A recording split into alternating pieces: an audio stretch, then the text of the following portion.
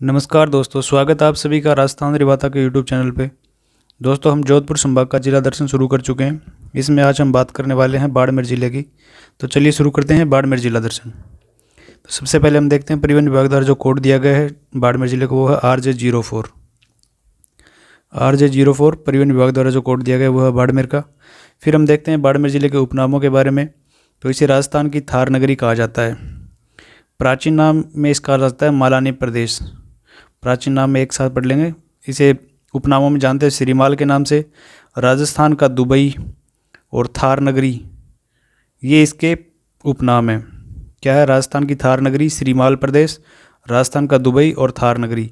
अब प्राचीन नाम देखते हैं तो बाहड़मेर, बाढ़ाणा और शिवकूप और मालानी, ये सारे इसके प्राचीन नाम हैं।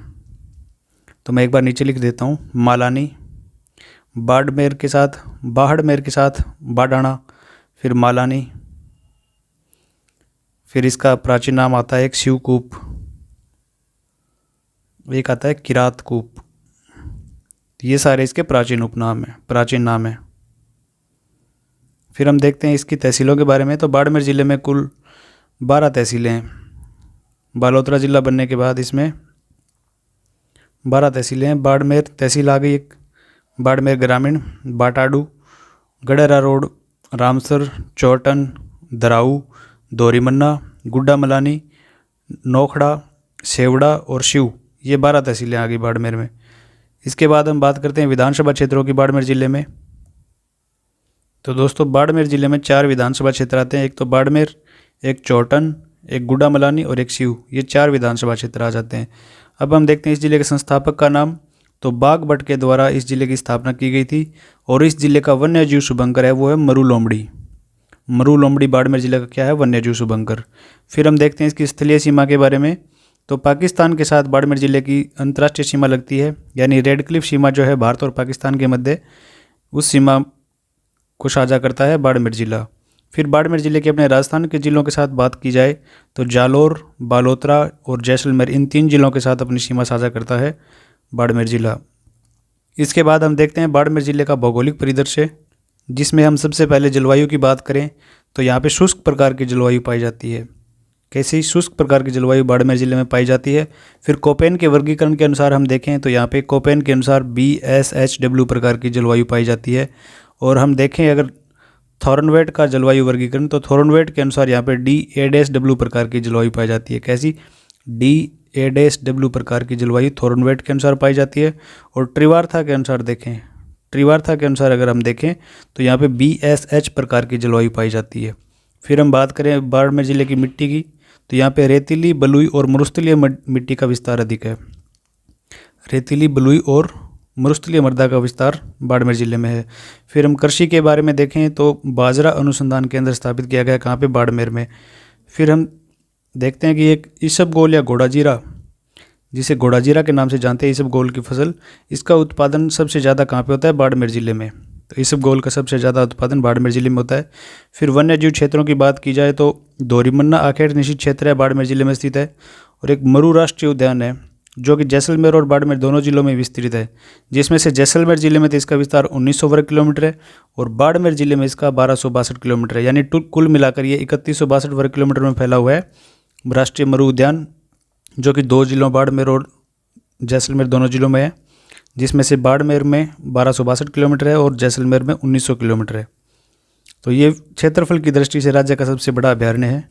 और इस अभयारण्य के मुख्य जीव की बात हमने पिछली कक्षा में कर ली थी कि गोडावन, मरु लोमड़ी और विषैली प्रजाति के जो सर्प हैं वो इसके मुख्य जीव हैं।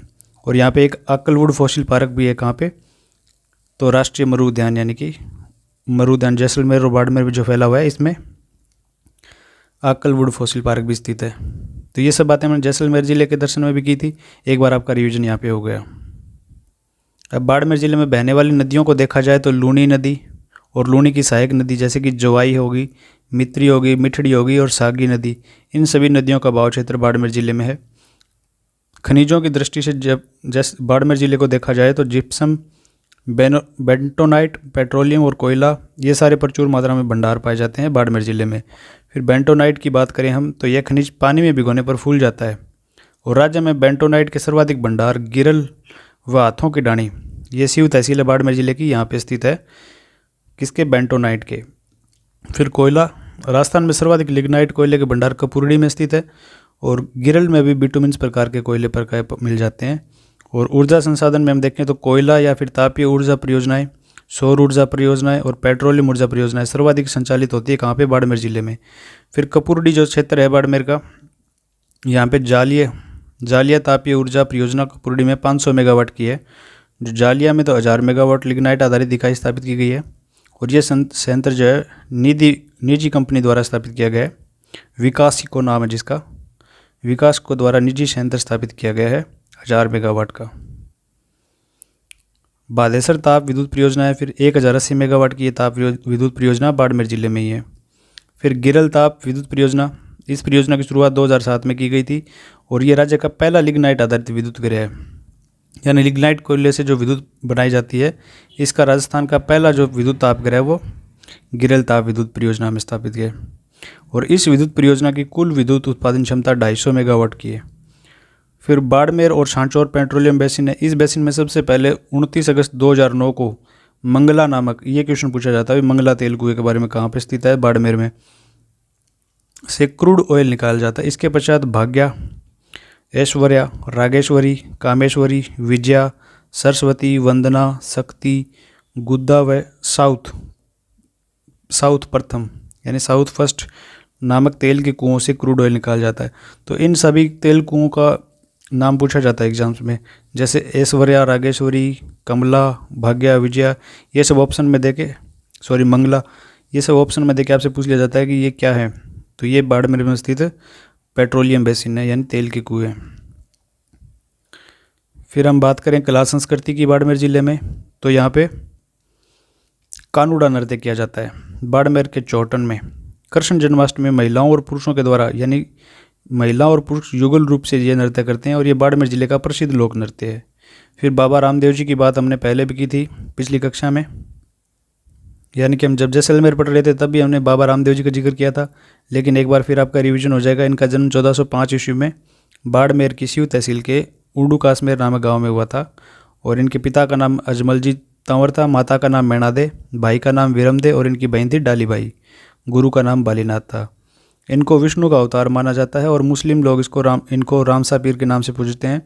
इनका वह अमरकोट के दल्ले सिंह की पुत्री नेतल दे या निहाल के साथ हुआ था। इनको रामसा पीर, रूणीचारा धनी और बाबा रामदेव आदि इन नामों से जाना जाता है। रामदेव जी का जो रामदेवरा बना हुआ है रूणेचा में, जैसलमेर जिले की पोकरण तहसील में इनकी समाधि इन्होंने ली थी भाद्र शुक्ल एकादशी के दिन। तो यहाँ पर भाद्र शुक्ल द्वितीया से लेकर एकादशी तक सांप्रदायिक सद्भावना का सबसे बड़ा मेला बढ़ता है। कहाँ पे? रूणेचा या रामदेवरा में।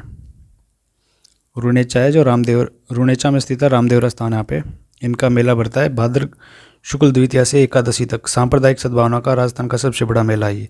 इनकी प्रसिद्ध रचना थी 24 वाणियाँ, और इनकी जो 5 रंगों की ध्वजा उसको कहा जाता है नेजा। और इन्होंने एक पंथ चलाया था, इसको कहते हैं कामड़िया पंथ।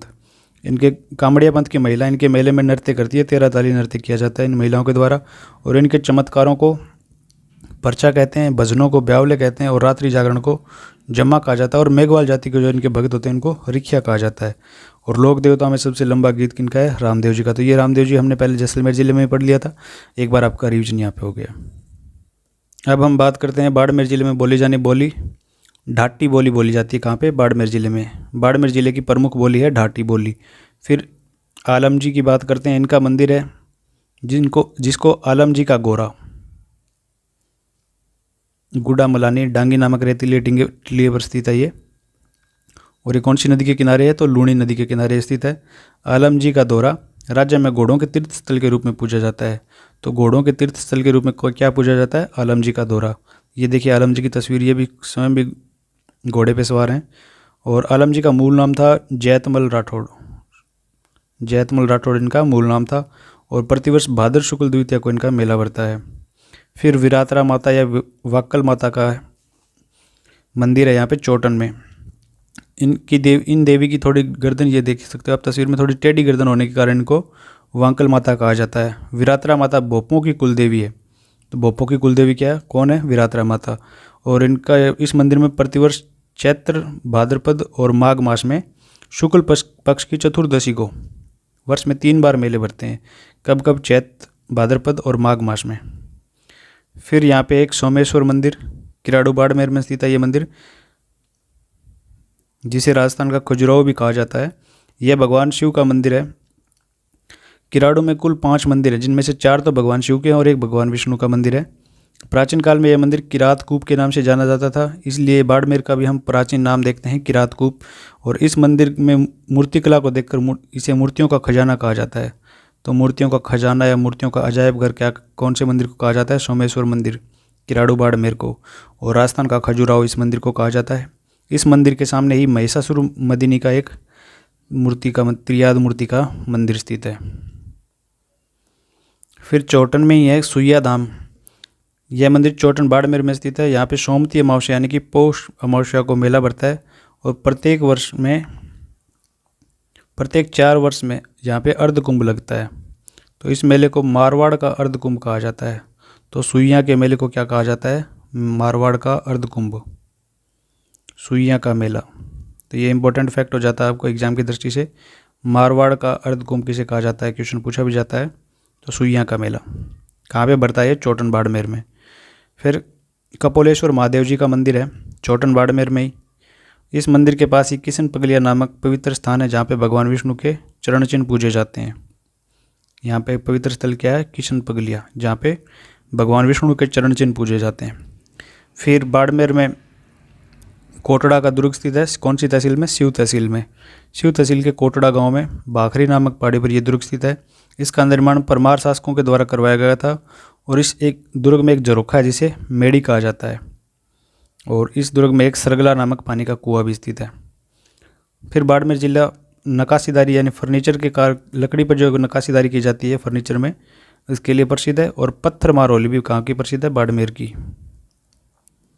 इसके बाद बाड़मेर में स्थित है किलोण दुर्ग। कौन सी पहाड़ी पर? सुजेश्वर पहाड़ी पर। इस दुर्ग का निर्माण बाहड़ जी के द्वारा करवाया गया था। और भीमोजी द्वारा शुरू तो करवाया गया था बाहड़ जी के द्वारा और पूर्ण करवाया गया था भीमोजी के द्वारा। फिर बाटाडू का कुआं, ये क्वेश्चन भी काफ़ी बार पूछा जा चुका है।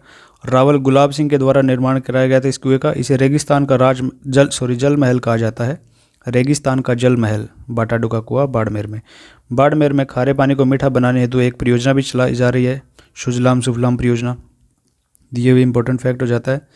फिर थार एक्सप्रेस की बात करते हैं तो राजस्थान के बाड़मेर जिले के मुनाबाद से पाकिस्तान के खोखरा पार से होते हुए मीरपुर खास तक थार एक्सप्रेस ट्रेन चलाई जाती थी। 1965 के जो भारत पाकिस्तान का युद्ध हुआ था, इसके बाद इस ट्रेन को बंद कर दिया गया था और 2006 में इसे पुनर्संचालित किया, लेकिन वर्तमान में ये वापस बंद कर दी गई है। पाकिस्तान से आने वाली थार एक्सप्रेस का राजस्थान में प्रथम स्टेशन मुनाबाद ही है। मुनाबाद कहाँ पे है? बाड़मेर में। फिर बाड़मेर में हवाई अड्डा स्थित है, इसका नाम है उत्तर तलाई सैन्य हवाई अड्डा। सैन्य हवाई अड्डा है बाड़मेर में उत्तर तलाई। और उत्तर पश्चिम रेलवे जोन का जो पहला रेल कोच रेस्टोरेंट है बाड़मेर रेलवे स्टेशन पर स्थापित किया गया था। 29 अगस्त 2022 से ये स्टार्ट किया गया। इसके बाद हम बाड़मेर जिले के कुछ महत्वपूर्ण फैक्ट की बात और कर लेते हैं। तो बाड़मेर का चौटन है जो गोंद उत्पादन के लिए प्रसिद्ध है। और प्रथम रेलवे शहीद स्मारक भी कहाँ पे बनाया गया है? मुनाबाव गडरा रोड में। ये जो शहीद हुए थे उनके लिए रेलवे स्टेशन के रेलवे के जो कर्मचारी शहीद हुए थे उनके लिए रेलवे का शहीद स्मारक बनाया गया था ये मुनाव गडरा रोड रेलवे स्टेशन के पास। और देश की प्रथम ओरण पंचायत डोक पंचायत है बाड़मेर की। पर्यटन क्षेत्र को बढ़ावा देने के लिए थार महोत्सव का आयोजन किया जाता है। तो वो भी कहाँ पे? मार्च माह में बाड़मेर में किया जाता है। और बाड़मेर में बैलून महोत्सव का भी आयोजन किया जाता है। फिर प्रमुख व्यक्तित्व में बात करें तो सदीक खां मांगणियार है, जो कि शिव तहसील के झांपली गांव में इनका जन्म हुआ था और इनको खड़ताल के जादूगर के नाम से जाना जाता है। फिर लेखक हुए हैं ईश्वरदास जी बारठ। इनका जन्म भारदेश बाड़मेर में हुआ था। इन्होंने ईश्वर परमेश्वर के नाम से जाना जाता था इनको। और इनका प्रमुख ग्रंथ है हरिपुराण, गुणहंस, हाला जालारी कुंडलियाँ और गुण भागवत व देवयान। तो इन रचनाओं के बारे में पूछा जाता है भी काफ़ी बार। ईश्वरदास जी बारठ की ये रचनाएं हैं, इनको आप एक बार अच्छे से देख लेना। फिर आशा जी बारठ हुए हैं, इन्हीं के वंशज। इनका जन्म भी भारदेश बाड़मेर में हुआ है और मालदेव के दरबारी हुए हैं। फिर हम बात करते हैं रुक्मा देवी की। तो मांगणियार गायिका रुक्मा देवी, इनका संबंध भी बाड़मेर से है और इनको थार की लता के नाम से जाना जाता है। अब बात करते हैं रूमा देवी की। तो आप रुक्मा देवी और रूमा देवी में कंफ्यूज मत हो जाना। ये आप तस्वीर अच्छे से देख लो, ये तो है रुक्मा देवी। रू कैमा 3 लेटर्स का नाम है ना ये, तो ये उम्र में भी इनसे बड़ी है। और ये रूमा देवी, इनका जन्म हुआ था 16 नवंबर 1988 को बाड़मेर जिले के रावतसर गांव में। और 2018 में राष्ट्रपति जी द्वारा नारी शक्ति पुरस्कार प्रदान किया गया इनको, क्योंकि इन्होंने कसीदाकारी के माध्यम से 22,000 से भी अधिक महिलाओं को रोजगार प्रदान किया था। 16 नवंबर 2021 को राजस्थान फाउंडेशन एवं मारवाड़ी युवा मंच की ओर से इनको द महाराणा अवार्ड से सम्मानित किया गया था। और इनको जो राजीविका है इसका ब्रांड एम्बेसडर भी नियुक्त किया गया। तो ये रूमा देवी, पहले हमने बात की थी रुक्मा देवी। तो आप इनमें कंफ्यूज मत हो जाना, लेकिन दोनों का संबंध ही कहाँ से है? बाड़मेर से। और इनकी एक फाउंडेशन है, रुक्मा देवी फाउंडेशन। इसके द्वारा एक ऑर्गेनाइजेशन उत्सव का आयोजन करवाया जाता है, वाणी उत्सव के नाम से। तो इस उत्सव का आयोजन रूमा देवी फाउंडेशन के द्वारा जसदेर तालाब बाड़मेर में किया जाता है। फिर सौर ऊर्जा की जो परियोजना है सेज, सौर ऊर्जा त्रिकोण में शामिल है जैसलमेर, बाड़मेर और जोधपुर जिले सेज क्षेत्र में आते हैं ये। और पशु संपदा की हम बात करें तो पशु संपदा में अग्रणी रहने वाला जिला है बाड़मेर, क्योंकि बाड़मेर में सर्वाधिक पशुधन है। और 20वीं पशु गणना के अनुसार सर्वाधिक भेड़ें भी बाड़मेर में ही है, सर्वाधिक बकरियां भी बाड़मेर में ही है, और सर्वाधिक गधों वाला भी जिला कौन सा है? बाड़मेर। तो दोस्तों ये थी कुछ महत्वपूर्ण जानकारियां बाड़मेर ज़िले के बारे में। एग्ज़ाम की दृष्टि से सारे फैक्ट हमने कोशिश करी है कि कवर हो जाएं, और आशा करता हूं कि आपको भी ये क्लास बिल्कुल पसंद आए। अगर आपको पसंद आए तो एक लाइक देना और कमेंट करके बताना कि क्या सुधार आप चाहते हो। अगली क्लास में हम मिलते हैं जालौर ज़िले के साथ। तब तक के लिए आपका धन्यवाद। जय राजस्थान।